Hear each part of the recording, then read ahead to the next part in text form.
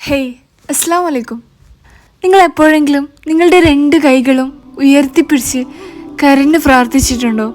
എന്നിട്ട് ഒരുപാട് കാലം കാത്തിരുന്നിട്ടുണ്ടോ? ദിവസങ്ങൾ കടന്നു, മാസങ്ങൾ കടന്നു, ചിലപ്പോൾ വർഷങ്ങൾ വരെ കടന്നു പോയിട്ടുണ്ടാവാം.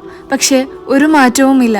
അപ്പോൾ നിങ്ങളുടെ എല്ലാവരുടെയും മനസ്സിൽ ഒരു ചോദ്യം ഉണ്ടാവും, എന്തുകൊണ്ടാണ് എൻ്റെ ദുവ അക്സെപ്റ്റ് ചെയ്യാത്തത്? എന്തുകൊണ്ടാണ് എൻ്റെ ദുവ അള്ളാഹു സ്വീകരിക്കാത്തത്? നിങ്ങളെല്ലാവരും മനസ്സിലാക്കേണ്ട ഒരു കാര്യമാണ്, അതായത് നിങ്ങൾ ആരും ഒറ്റയ്ക്കല്ല. ഈവൻ നമ്മളിൽ പലരും ഇതിലൂടെ കടന്നു പോയിട്ടുണ്ട്, ഞാനും കടന്നു പോയിട്ടുണ്ട്. നിങ്ങൾ പ്രതീക്ഷിച്ച പോലെ നിങ്ങളുടെ ദുവാക്ക് ഉത്തരം കിട്ടാതിരിക്കുമ്പോൾ അതൊരിക്കലും നിങ്ങൾ അത്ര നല്ലതല്ലാത്തത് കൊണ്ടാവുന്നില്ല. ഒരിക്കലും അള്ളാഹു നിങ്ങളെ ഒഴിവാക്കിയിട്ടുമില്ല, മറന്നിട്ടുമില്ല. നിങ്ങൾ ആഗ്രഹിച്ചതുപോലെ നിങ്ങളുടെ ദുവാക്ക് ഉത്തരം കിട്ടാതിരിക്കുമ്പോൾ അതൊരിക്കലും വേസ്റ്റ് ആവുന്നില്ല. അതൊന്നെങ്കിൽ നമ്മളുടെ പരലോകത്തിലേക്ക് ബെനിഫിറ്റ് ആകും, അല്ലെങ്കിൽ മറ്റെന്തിനോ കൊണ്ട് അള്ളാഹു നമുക്ക് റീപ്ലേസ് ആക്കും. നിങ്ങൾ ചിലപ്പോൾ നല്ലൊരു ജോലിക്ക് വേണ്ടിയിട്ട്, അല്ലെങ്കിൽ നല്ലൊരു ഇണയെ കിട്ടാൻ, അല്ലെങ്കിൽ എൻ്റെ രോഗത്തിന് ശിഫ നൽകാൻ, അങ്ങനെ ഏതൊരു വിഷയത്തിന് വേണ്ടിയിട്ടാവാം നിങ്ങൾ ദുആ ചെയ്യുന്നത്. പക്ഷെ നിങ്ങളുടെ ഫ്യൂച്ചർ, അതായത് നിങ്ങളെ ഭാവി അറിയുന്ന അള്ളാഹുവിനെ അറിയാം എന്ത്, എപ്പോൾ, എവിടെയാണ് നല്ലതെന്ന്. നിങ്ങൾ എപ്പോഴാണ് റെഡി ആവുന്നത് ആ സമയത്ത് തരാനായിരിക്കും മേ ബി അള്ളാഹുവിൻ്റെ പ്ലാൻ.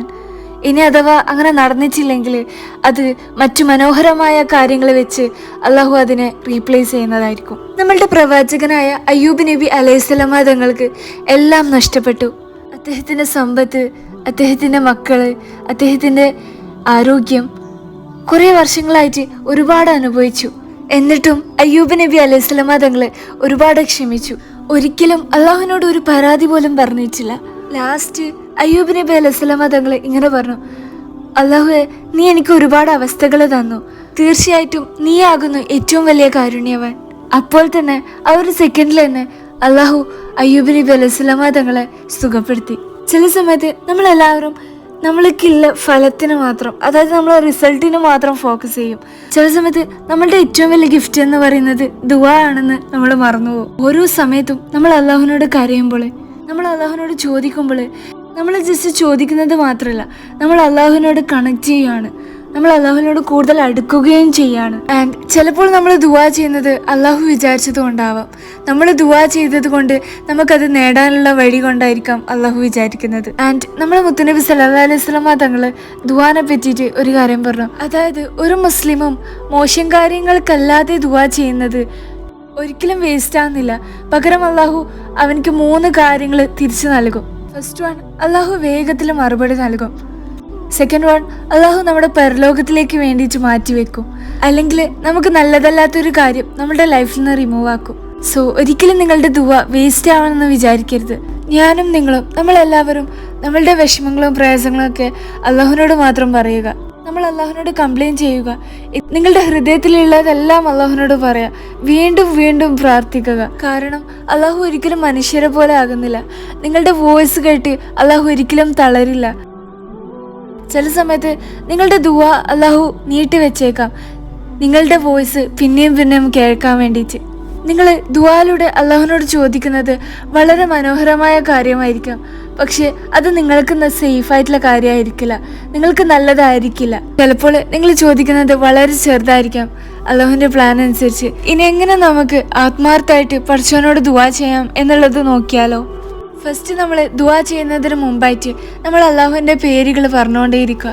അള്ളാഹുവിൻ്റെ പേരിൽ ദിക്ർ ചൊല്ലുക ആൻഡ് സലാത്ത് ചൊല്ലുക. ഇങ്ങനെയൊക്കെ നമ്മൾ ചെയ്തുകൊണ്ടിരിക്കുക. ഇത് ഖുർആനിൽ പറഞ്ഞ കാര്യമാണ്. നമ്മൾ മുത്തുനബി സല്ലല്ലാഹു അലൈഹി വസല്ലം തങ്ങളും നമ്മളെ പഠിപ്പിക്കുന്നുണ്ട് ഏത് രീതിയിലാണ് ദുആ ചെയ്യുക എന്നുള്ളത്. നേരത്തെ പറഞ്ഞ പോലെ തന്നെയാണ്. ഫസ്റ്റ് നമ്മൾ അള്ളാഹുവിനെ പ്രേസ് ചെയ്യുക, അതായത് നമ്മൾ അള്ളാഹുവിനെ സ്തുതിക്കുക, നിരന്തരം ദിക്ർ ചൊല്ലിക്കൊണ്ട് അള്ളാഹുവിനെ സ്തുതിക്കുക. രണ്ടാമതായിട്ട് നമ്മൾ മുത്തുനബി സല്ലല്ലാഹു അലൈഹി വസല്ലം തങ്ങൾക്ക് വേണ്ടിയിട്ട് സ്വലാത്ത് ചൊല്ലുക. എന്നിട്ട് നമ്മൾക്ക് വേണ്ട കാര്യം, അതായത് നമ്മൾ ആഗ്രഹിക്കുന്ന കാര്യം പടച്ചവനോട് ചോദിക്കുക. നമ്മൾ ദുആ ചെയ്യുമ്പോൾ നമ്മൾ ദുആക്ക് ഉത്തരം നൽകും എന്ന പ്രതീക്ഷ കൊണ്ട് വേണം നമ്മൾ ദുആ ചെയ്യാൻ. അതേപോലെ തന്നെ നമ്മളുടെ ദുആ സ്വീകരിക്കപ്പെടാൻ ഏറ്റവും കൂടുതൽ ചാൻസ് ഉള്ളത് എപ്പോഴാണെന്നറിയോ? ഫസ്റ്റ് തന്നെ നോക്കുകയാണെങ്കിൽ തഹജ്ജുദിലാണ്, പിന്നെ ബാങ്കിന്റെ ഇടയിലും ഇക്കാമത്തിന്റെ ഇടയിലും, അതേപോലെ തന്നെ വെള്ളിയാഴ്ച ദിവസത്തിലെ മഗ്‌രിബിന്റെ 1 മണിക്കൂർ മുൻപേയുള്ള സമയങ്ങളിലും, നമ്മൾ നോമ്പ് നോക്കുമ്പോഴും, പിന്നെ സുജൂദിലും. നമ്മൾ ഹദീസിൽ പറയുന്നുണ്ട്, അതായത് ഒരു വ്യക്തി അള്ളാഹുവിനോട് തൻ്റെ റബ്ബിനോട് ഏറ്റവും ക്ലോസ് ആവുന്നത് എപ്പോഴാണെന്നറിയോ? അതവൻ സുജൂദ് ചെയ്യുമ്പോഴാണ്. അതുകൊണ്ട് നമ്മളെല്ലാവരും സുജൂദ് ചെയ്യുമ്പോൾ ഒരുപാട് ദുആ ചെയ്യാൻ ശ്രമിക്കുക. ഈ കാര്യങ്ങളൊക്കെ നമ്മൾ ശ്രദ്ധിച്ച് നമ്മൾ മനസ്സറിഞ്ഞിട്ട് വേണം അള്ളാഹുവിനോട് ദുആ ചെയ്യാൻ. സോ ഇന്നത്തെ ഈ ഒരു വീഡിയോ നിങ്ങൾക്ക് ഇഷ്ടപ്പെട്ടിട്ടുണ്ടെങ്കിൽ തീർച്ചയായിട്ടും ലൈക്ക് ചെയ്യുക. ആൻഡ് തീർച്ചയായിട്ടും അള്ളാഹു സുബ്ഹാനഹു തആല എൻ്റെയും നിങ്ങളുടെയും എല്ലാവരുടെയും ദുആ അള്ളാഹു സ്വീകരിക്കട്ടെ എന്ന് പ്രാർത്ഥിച്ചുകൊണ്ട് അസ്സലാമു അലൈക്കും.